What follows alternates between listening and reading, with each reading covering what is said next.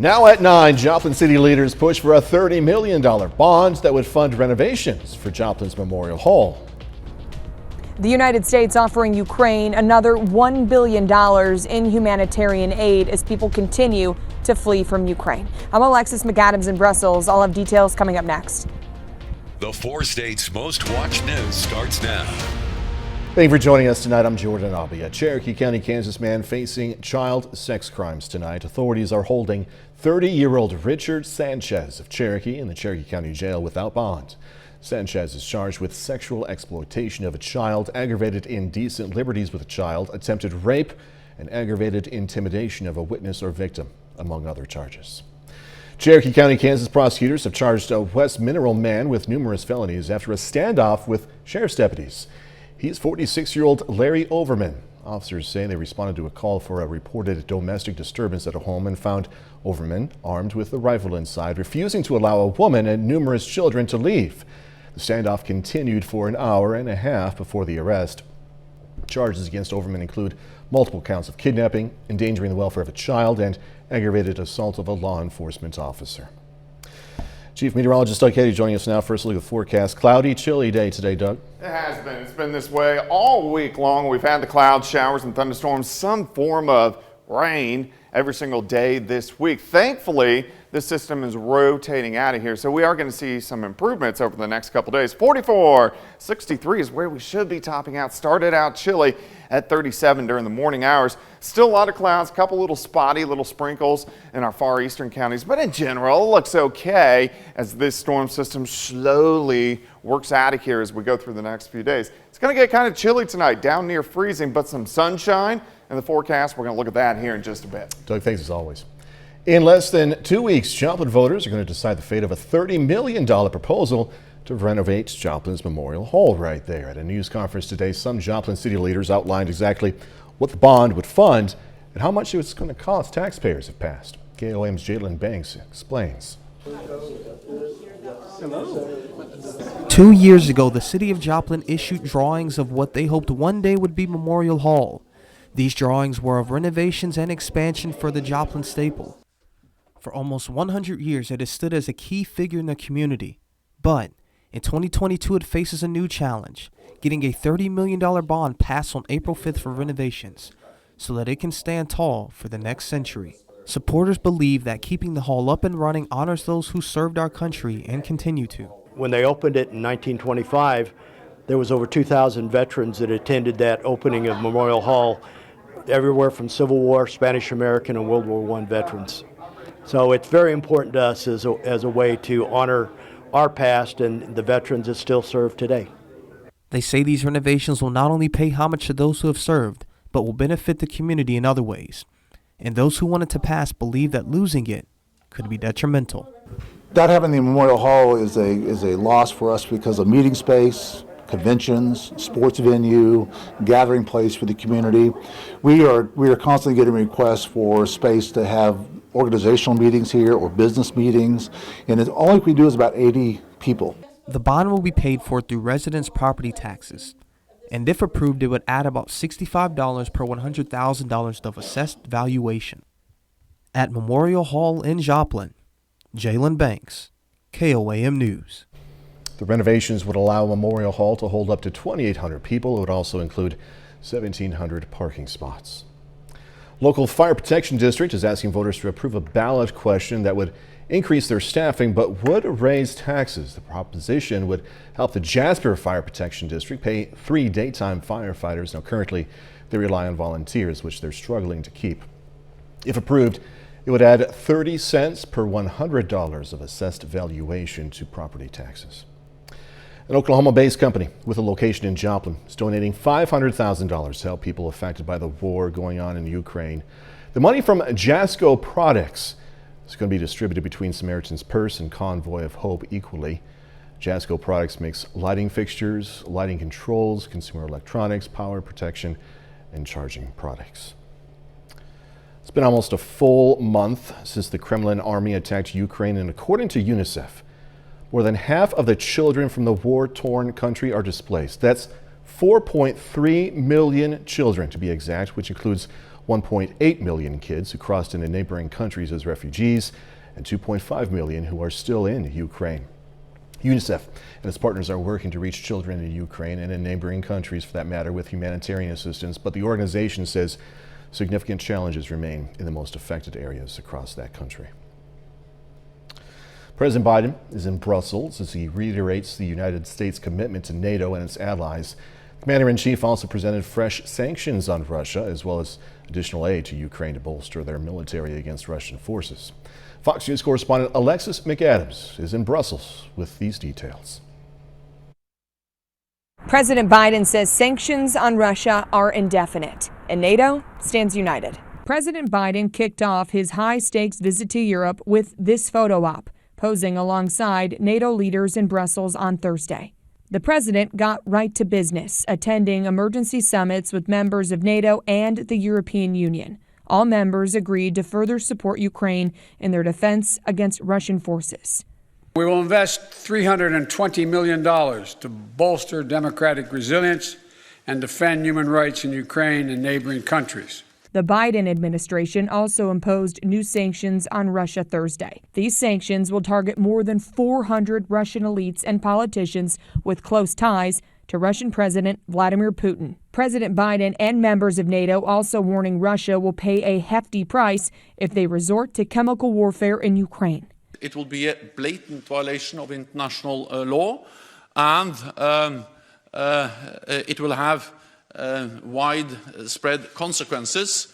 All this as the humanitarian crisis in Ukraine gets worse by the day. Millions of people have fled overwhelming countries along NATO's eastern flank. The White House now says they will allow as many as 100,000 refugees fleeing Ukraine to enter the U.S. and will explore a number of legal pathways to streamline that process. This is an international responsibility. The United States is the leader. The White House promised Ukraine another $1 billion in humanitarian aid. In Brussels, Alexis McAdams, Fox News.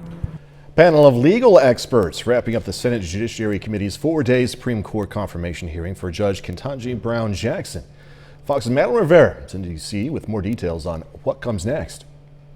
On the last day of Judge Ketanji Brown Jackson's confirmation hearing, the Senate Judiciary Committee listened to her supporters. Reviewers describe her integrity as beyond reproach, impeccable, and of the highest caliber. And opposers. And Judge Jackson's now infamous law review article gives me no assurance that she would give voice to the voiceless victims of sex crimes. Jackson's record of sentences for child sex abusers has been a point of contention for Republicans, calling into question whether she'll secure any of their votes. Senator Lindsey Graham, one of 3 Republicans who joined Democrats to confirm her last year for her current role as a D.C. Circuit Court of Appeals judge, is now skeptical of her background. After 2 days, I am now more convinced than ever that I understand why Demand Justice and every radical left-wing group chose her as their primary candidate. Yet Democrats feel Jackson's confirmation seems virtually assured, even if she's approved along party lines. Some of the attacks on this judge were unfair,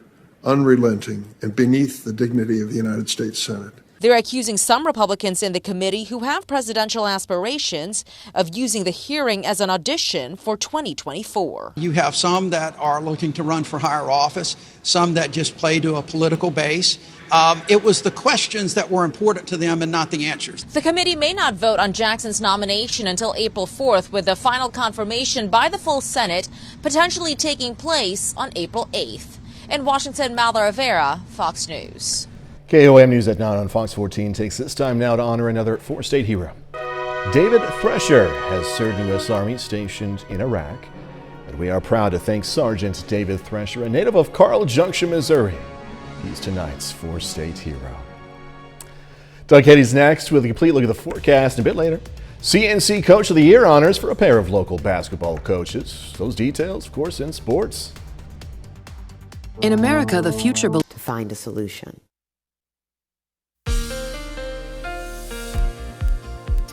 Well, it turned out to be another dreary day outside today. We've had the clouds, showers, thunderstorms all week long. Of course, today just a little bit of drizzle, a few sprinkles. So we are seeing improvements, and overall, tomorrow's going to be a nice day. We are still going to have some clouds, could even get a random sprinkle, but overall, it looks pretty good. The weekend's shaping up great. Next big storm system, late Tuesday, Wednesday, Thursday, showers and thunderstorms once again. Now, you can always go to my month-long blog. I always have my long-range forecast on there, so it's through the rest of March, all the way through April, really most of the severe weather season, because I go deep into May as well. Temperatures today with the clouds, we couldn't go anywhere. We only went into low to mid 40s across the region. We've dropped back a bit, not much. Most of us are hovering upper 30s to near 40 degrees. Once the clouds start to break up a little bit later on tonight, our temps will drop back near freezing for an overnight low. So it is going to be kind of chilly. Still going to have these light northerly winds. These are actually going to slowly shift around toward the south as we go through the rest of the night. All right, still cloudy skies outside. West-southwesterly winds at about 5 to 10. Humidity is at 76%. We do have some clouds still across the region, but they're starting to break up. So especially after midnight, these clouds really break up, but that also allows our temperatures to drop. Still a few random little sprinkles, mainly in our far eastern counties. This storm system is just a slow mover. Same system that caused the tornadoes on Monday and Tuesday across the southern parts of the plains. It's a snail, slowly kind of slithering out of here.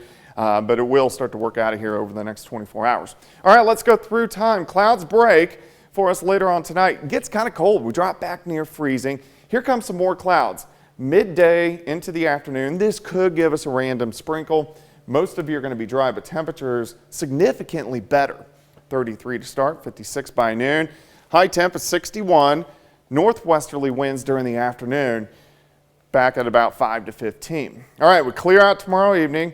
Here come clouds again, another weak wave Saturday morning. And again, this could give us some light showers or a few sprinkles Saturday morning. But Saturday afternoon looks okay. High temps right around 60. So a pretty good start to the weekend. Sunday even better, upper 60s to near 70 degrees. So we're warming back up well through the 70s, pushing 80 by Monday, pushing 80 by Tuesday. But thunderstorms erupt out to our west. We're going to have to see the track of this system. Does it slow down a little bit? Does it speed up a little bit? If it slows down a little bit, we're going to have a severe threat working in by Wednesday. 61 tomorrow, 59 Saturday, 69 on Sunday, 78 Monday, 78 on Tuesday, and watching those thunderstorm chances the middle of next week. Man, those temperatures are warming up nicely. Yeah, I mean, we're getting deeper into spring now. Yeah. Which means, the severe weather, too. Yeah, that's true. We'll see in a little bit. Thanks so much, Doug. Coming up, easing that pain at the pump. Rising gas prices continue to frustrate drivers and has lawmakers scrambling to figure out a way to bring costs down. I'm Lauren Blanchard in Washington. I'll have that story next. PSU silence promote Texas Grand Prix, Sunday at 3 Eastern on Fox.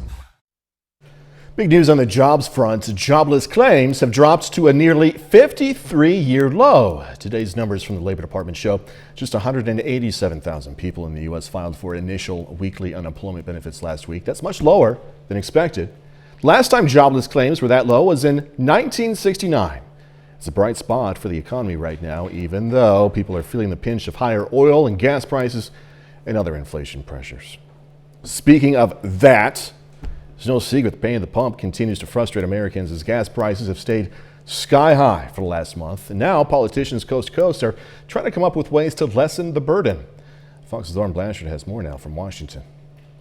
American progress? Yeah, I see gas prices progressively going higher. That anger from voters leading to a push on Capitol Hill to do something about record high gas prices. AAA reports the average is $4.24 a gallon. House Democrats are proposing $100 energy rebates every month that fuel was on average more than $4. At least 3 states, including Georgia, Maryland, and Connecticut, have already suspended their gas tax. In the Golden State, where fuel costs are highest, California's Governor Gavin Newsom wants to give drivers $400 $100 rebates. But there's criticism. These are just quick fixes. We need to break America's addiction on gasoline. That would bring relief. President Biden and his administration have cast some blame for the rise in prices on oil companies. They have pushed back. Demand has risen. We've had the price shock of Russia invading Ukraine. There are various factors that go into the price of oil, but we're not setting that price. Analysts say while the pain is very real right now, they believe prices will eventually go back down. When you look into the forward markets in terms of where the market is trading oil and gas months from now or years from now, they actually retreat back to a more reasonable level. Congressional Republicans have made rising gas prices a major part of their midterm election campaigns. They want the administration to focus on domestic energy production. In Washington, Lauren Blanchard, Fox News. Still ahead, student athletes making big money. March Madness is in full swing in a new era for student athletes to bank off of. I'm Matt Napolitano in New York. I'll explain straight ahead. April is limb loss and limb difference. Can afford furniture at Import Warehouse. An Oklahoma bill that would ban trans student athletes from competing in women's sports is on its way to Governor Kevin Stitt's desk. The Save Women's Sports Act is a holdover from last session. The House approved an amended version yesterday, which the Senate passed on a 37-7 vote today.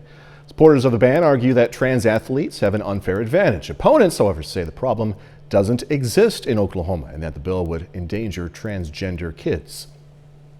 It saddens me that we are not considering the group of people that we are in fact marginalizing, telling them over and over again, you do not belong in sports in your school. No one's saying that you can't compete in sports. All I'm saying is we need to leave female sports to biological females. This bill is one of several the Republican-led legislature is considering on transgender and gay people. Others would prevent transgender medical treatments for young people, prohibit cities from banning so-called conversion therapy, and prevent colleges and state agencies from mandating gender and sexuality-related training. All right, plenty of brackets busted in the NCAA basketball tournaments. Michigan lost tonight. I didn't expect them to win tonight, but it's still heartbreaking. I digress. Start over. Plenty of brackets busted in the NCAA basketball tournaments. But this year's March Madness is also the first in which athletes can also win big off the court. Fox's Matt Napolitano reports. From St. Peter's Cinderella run in the men's bracket to a record-setting win by South Carolina women's hoops, March Madness is living up to its name this year. Beyond the madness, student athletes are making big money for the first time thanks to a Supreme Court ruling paving the way for them to profit off their name, image, and likeness, also known as NIL rights. Influencer marketing platform #Paid says after years of seeing no returns, basketball players are raking in millions of dollars through deals, endorsements, and other business endeavors. Gonzaga men's star Drew Timme and his famed facial hair teamed up with Dollar Shave Club for a March Madness campaign. And as a result, the chin's incredibly smooth. Hey, how's it going? While fast food spot Wingstop paired up with 11 different women's hoops players who cover, you guessed it, the wing position. Now, more than ever, student athletes are taking advantage of making a name for themselves not only on the court, but also online and on TV as well. Hoops is a hot commodity. According to data from Open Doors, men's and women's basketball players accounted for roughly 1/3 of all NIL compensation for the month of February. In New York, Matt Napolitano, Fox News. So the official happiness report is out, and it seems more people in this country are happy. We'll learn more when we come back. Buying new appliances. Committed to community service. America, no more bah humbug. A happiness report says you're getting happier. Now, the World Happiness Report uses Gallup World Poll data on how people evaluate their lives. It says America is moving on up, climbed to the 16th position out of 146 countries, up 3 spots from last year. The top jolly countries, just in case if you're wondering, Finland is king, followed by Denmark, Iceland, Switzerland, and the Netherlands. Tomorrow's Friday. That's something to be happy about, right? 30 more minutes, news, weather, and sports coming away. BitState, giving students a chance to connect with some area employers.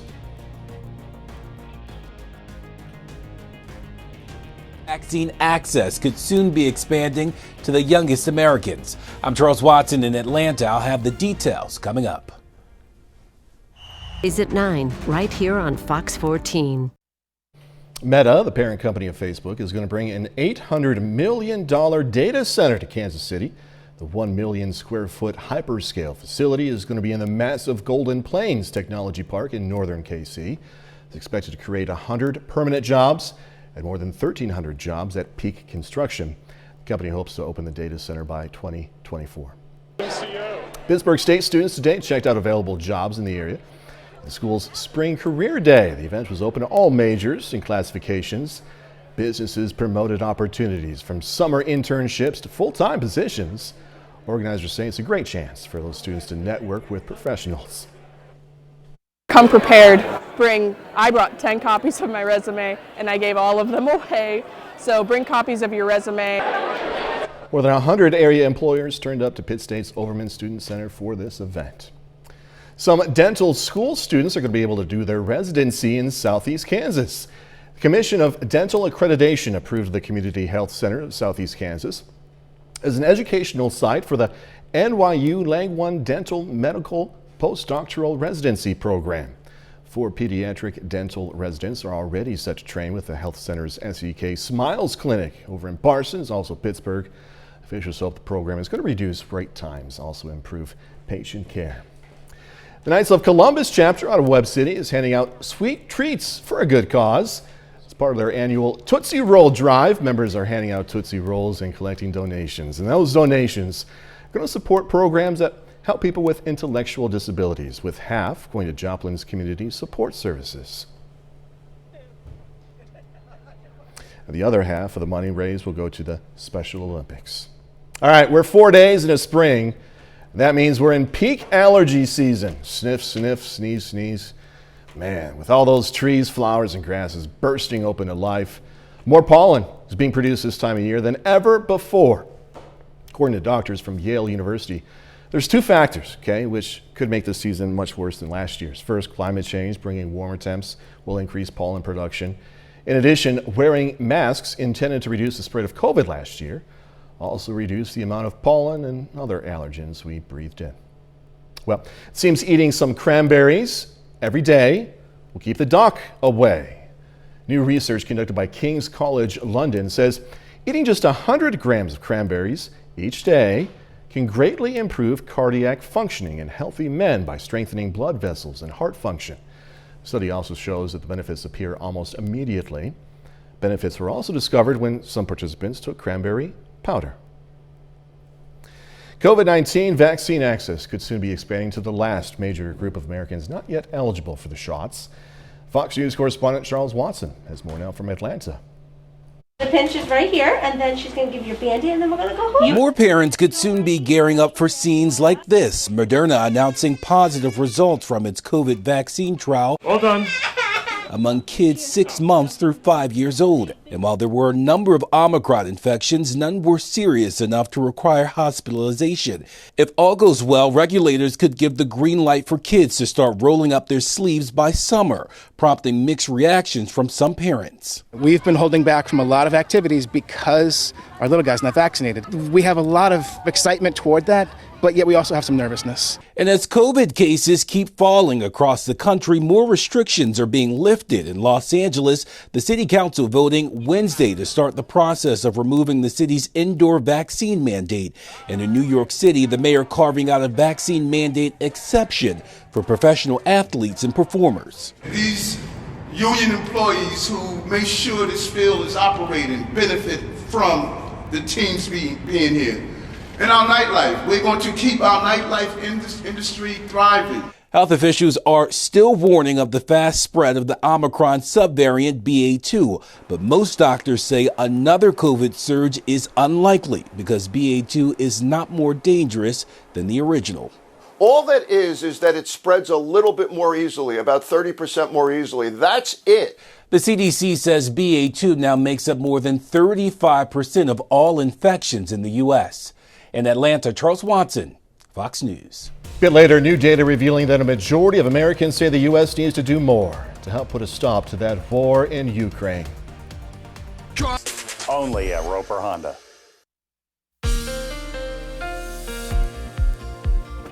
Well, it turned out to be another gloomy day for us today. Temperatures only into low to mid 40s across the region. Sunshine will return, which is good by the time we head into tomorrow. Not mostly sunny, just partly sunny, but the sun, which is always good to see.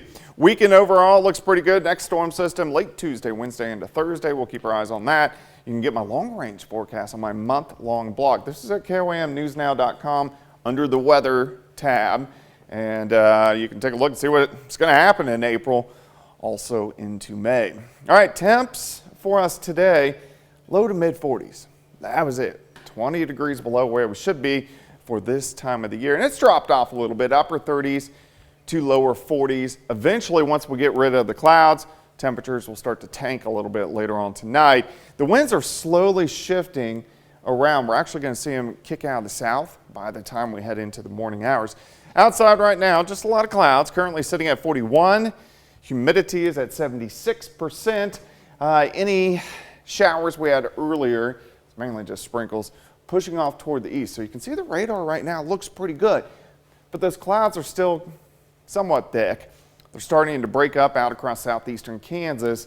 So eventually, especially after midnight, we'll see pretty much clear skies as this storm system finally begins to exit the region. It's been hanging out here for the past several days. Same system that produced the severe weather across southern plains on Monday into Tuesday and yesterday and even tonight in the southeastern parts of the U.S. So we get down near freezing. We do get some clouds in here tomorrow. It's partly sunny skies. Can't rule out a random sprinkle, but temperatures better. I think upper 50s to near 60 for a high. 56 by noon, high temp is 61. Northerly winds during the afternoon at 5 to 15. We clear out tomorrow night. We drop back mid 30s again. Clouds will start to increase once again by Saturday morning. Another weak little wave passes through. So a lot of mid and upper level clouds. And again, there could be a random sprinkle or a random shower Saturday morning, Saturday afternoon, shaping up pretty good. High temps, upper 50s to near 60 degrees. We do start to warm things back up by Sunday, upper 60s to near 70. Not too bad. By Monday, upper 70s to near 80 degrees, near 80. Once again, by Tuesday, thunderstorms erupt out to our west late Tuesday. We need to see the timing of this system. This will give us thunderstorms into Wednesday, also Wednesday afternoon. But we need to see where the timing is because that's going to tell us where's that severe weather going to set up. Several days away, but a system we want to keep our eyes on.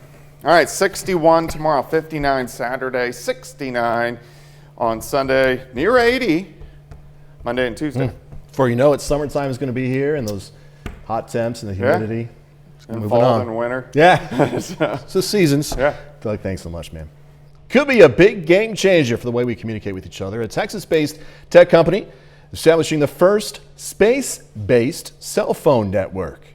Fox's Evan Brown has a closer look from Miami in this edition of our Fox on Tech series. Don't you just hate having no bars on your phone? You bought that 5G compliant smartphone, you're all charged, but no signal. What if you didn't need a cell tower? What if you could pick up a signal off a satellite using a standard cell phone? Texas-based AST Space Mobile says their technology is helping to solve a big problem, delivering satellite phone service to your existing cell phone. They've just signed a multi-launch agreement with the Elon Musk-run company SpaceX to put their satellites in orbit. And once they're up, more people in more places will have cell phone service. And while that might make things less frustrating for us as we drive through the middle of nowhere, the company also hopes it could help close the gap in cellular coverage in remote parts of the planet. Now, it doesn't mean you'd need to ditch your network and sign up for a new service. AST Space Mobile is working to partner with existing cellular companies to augment the service you already enjoy. The agreement with SpaceX will run through 2024 and includes the launch of AST Network's first satellite called Bluebird 1. In Miami, Eben Brown, Fox News. Coming up in sports, Crowder College softball hitting the field for a doubleheader against Missouri Valley. Plus, the Southwest Missouri High School basketball standout deciding to continue her career at a local college. Jacob Leonard has that and more next.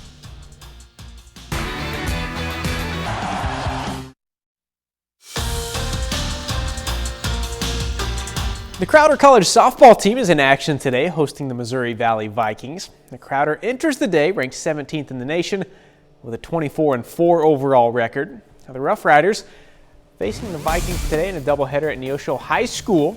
Now here's game one. Chelsea Bevel setting the tone early, strikes out the side in the top of the first. Second inning, bases loaded for Skylar Randall. She singles through the gap. 2 score on that. Crowder leads 4-0. Then Lily Mahan hits a ground ball to the second baseman, flips over her glove. 2 more Rough Riders score. Big inning still going. Cassidy Lear gets all of this one. 2-run homer. Rough Riders put up 10 runs in the second. Then in the next inning, McDonald County High School product Rita Santillan hits a solo shot to left. Game 1, Crowder cruises to a 12-1 win in 5 innings. Game 2, Crowder trying for the doubleheader sweep. Another convincing win here. They beat Missouri Valley 17-8. Rough Riders are now 26-4 in their first 30 games of the season. To high school baseball now, Carthage hosting McDonald County this afternoon. Bottom of the first, Carthage gets on the board. The pitch gets away here. Logan Carmichael will cruise in from third to score. Moving on now to the second inning. McDonald County working in the field. Look at this. They got the runner in a pickle out there between first and second. Mustangs tag him out at first, then Weston Gordon fires home to Cole Martin. Double play for McDonald County to get out of the inning. Then their offense gets going. Gordon pokes it through the right side. RBI single brings Jack Parnell home. Mustangs going to win 5-3. They're now 3-1 to start the season. Well, one day after trading away Tyreek Hill, the Kansas City Chiefs are bringing in another speedy wide receiver. The Chiefs signed Packers free agent Marquez Valdez-Scantling to a 3-year deal today, worth up to $36 million. Valdez-Scantling was a 5th-round pick for Green Bay back in 2018. He's racked up 2,100 yards and 13 touchdowns in 59 career games. A pair of local coaches have earned CNC Coach of the Year honors. On the boys' side, Galena's Matt Meyer is the league's Coach of the Year after leading the Bulldogs to a conference championship and their 3rd straight appearance at the 3A state tournament. As for the girls, Colgan's Abby Farabi is the CNC Coach of the Year. Farabi led the Panthers to a historic season this year. The Panthers went 18-0 in the regular season, won a sub-state title, and earned a spot at the state tournament in Manhattan for the 3rd straight season. It's really awesome. It's a great honor. There's some great coaches in our league, and it's been a great league this year. But I have great kids, so it makes my job really, really easy. I had a great assistant, so I don't know that I deserve, that much credit this year. It was just a great year. There was no drama. They all got along great. They had so much fun together. They were so unselfish. I think that's one thing that describes this team is how unselfish they were and how well they played for each other. Today's a big day for Seneca High School senior Aaliyah Grotjohn. Grotjohn signs this afternoon to stay in Southwest Missouri and continue her basketball career at Cotty College. Grotjohn, no doubt one of the best in the area. She averaged 21 points and 7 rebounds per game this season, leading Seneca to a district title. Grotjohn is a 3-time first-team All-Big 8 player, was the Conference Player of the Year in 2021 and the District Player of the Year this season. She leaves Seneca as the program's all-time leading scorer with 1,950 points. It means a lot. I've worked for this, and this is what I want to do, and I finally reached it, and I'm very happy that I reached this. 20 points a game, that's hard to replace. So even sometimes 30 or even 40, that's a hard to replace. So she's a special player, special kid. I wish her the best. That's it for sports. We're back with more news after this. As the Russian invasion of Ukraine continues into its 4th week, new data is revealing that a majority of Americans say the U.S. needs to do more to help put a stop to this war. Fox News' Rob Dawson has an in-depth look at these numbers. As Russian forces continue intensifying war efforts in Ukraine, a new Associated Press NORC poll finds 56% of Americans believe President Biden is not being tough enough on Putin to stop his invasion. At least 7 in 10 Americans favor U.S. economic sanctions on Russia, including the Russian oil ban. But researchers found more than half of the country is calling on the White House to enforce even more consequences on Moscow. Americans are supportive of those sanctions, even if they damage the U.S. economy. Something White House National Security Advisor Jake Sullivan says are in the works. The United States will announce a package of sanctions that relate both to political figures, oligarchs. Meanwhile, although most Americans don't want U.S. troops deployed to Ukraine, the AP Nork poll found a substantial jump in the share of Americans who say that the U.S. should be playing a major role in the war between Russia and Ukraine. That's at 40%. This comes as 46% say the United States should assume a minor role in the conflict, with 13% advocating for no involvement at all, even as U.S. officials confirmed Wednesday that Russia is executing several atrocities. Russian forces are indeed committing war crimes in Ukraine. We are committed to pursuing full accountability. And as refugees continue escaping war zones, survey analysts reveal 2/3 of Americans support welcoming Ukrainian evacuees into the U.S. Rob Dawson, Fox News. All right, coming up, going to check out the new movies at the theaters, the big screens, and also at-home streaming.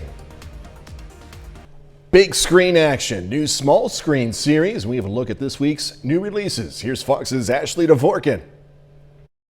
I enjoyed your book about the Lost City, and I believe you're the one who can help me find its treasure. New in theaters, the adventure comedy The Lost City, starring Sandra Bullock, Channing Tatum, Daniel Radcliffe, and Brad Pitt. Getting you out of here. The story follows an adventure novelist kidnapped by an eccentric billionaire to go on a treasure hunt, leading her cover model, Alan, to set out to rescue her. I don't like you going up there alone. Naomi Watts leads the based-on-true-story survival thriller Infinite Storm as a hiker who tries to save a stranger during a blizzard on Mount Washington. This is the season the Viscount intends to find a wife. Netflix welcomes back Lady Whistledown, telling the romantic tales of Bridgerton Season 2. Only hope they like me. Audiences meet the Sharma sisters as the series follows Lord Anthony Bridgerton's search for love.